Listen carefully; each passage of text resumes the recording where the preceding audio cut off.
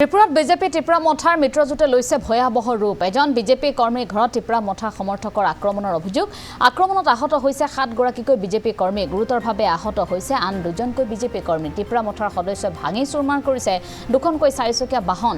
লগতে ভাঙিলে আন 8-9খনকৈ 2চকীয়া বাহনো। আছাৰামবাৰী টাকছাপাৰা গাঁৱত বিজেপি কৰ্মীৰ ঘৰত এই ঘটনা সংঘটিত হৈছে। দেওবাৰে বিজেপি কৰ্মীগৰাকীৰ ঘৰত চলিছিল মন কি বাত এই অনুষ্ঠান আৰু অনুষ্ঠানত অংশ লৈছিল বিজেপি নেতা কৰ্মীয়ে। সেই অনুষ্ঠানৰ মাজতেই ত্ৰিপুৰা মঠাই আক্ৰমণ চলোৱাৰ সন্দেহ। এই ঘটনাক লৈ তীব্ৰ গৰিহণা দিছে মুখ্যমন্ত্ৰী মানিক চাহাই আৰু ঘটনাত আহতসকলৰ স্বাস্থ্যৰ বুজ লৈছে মুখ্যমন্ত্ৰী মানিক চাহাই।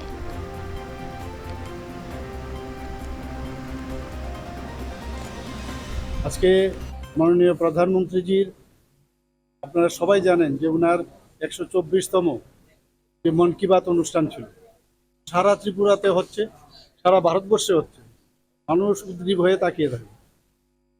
এক ভদ্রলোকের বাড়িতে এবং আমাদের যে বুথ, সেই 30 নম্বর বুথে আসারামবাড়ি, সেখানে সবাই মাননীয় প্রধানমন্ত্রীজির যে উনি আজকে যে কথাগুলো রেখেছেন সেগুলো শুনবার জন্য বসেছিল সেখানে। এবং আমাদের নিয়ম অনুসারে যে প্রতি মাসের শেষ রোববারে সেটা হয়, তাই শুনছিল। হঠাৎ করে এই মথার কিছু লোক এসে আক্রমণ করলো এবং যে বাড়িতে সেখানে তো ভাঙলই। প্রায় আমার কাছে যা খবর আছে 9টার মতো সেই মোটরসাইকেল ভেঙেছে, 2টো গাড়ি ভেঙেছে। এটা কি হচ্ছেটা কি অদ্ভুত! এই রাজনীতি তো আমরা চাইনি।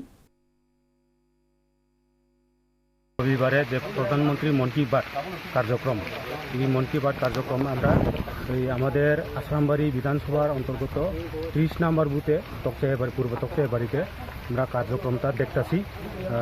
এখানে আমাদের কার্যকর্তা প্রায় 20-30 জন মতো আমরা প্রোগ্রামটা দেখতেছি।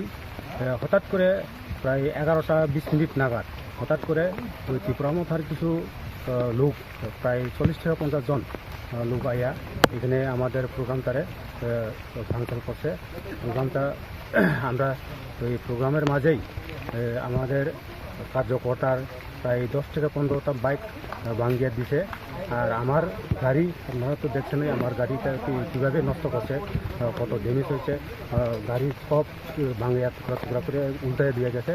আর এখানে আমাদের আমরা যে জায়গাতে প্রোগ্রাম করছে এই বাড়ির মালিকের গাড়ি আর আমাদের কার্যকর্তা প্রায় একজনের রড দিয়া মাথার মধ্যে বাড়ি দিছে।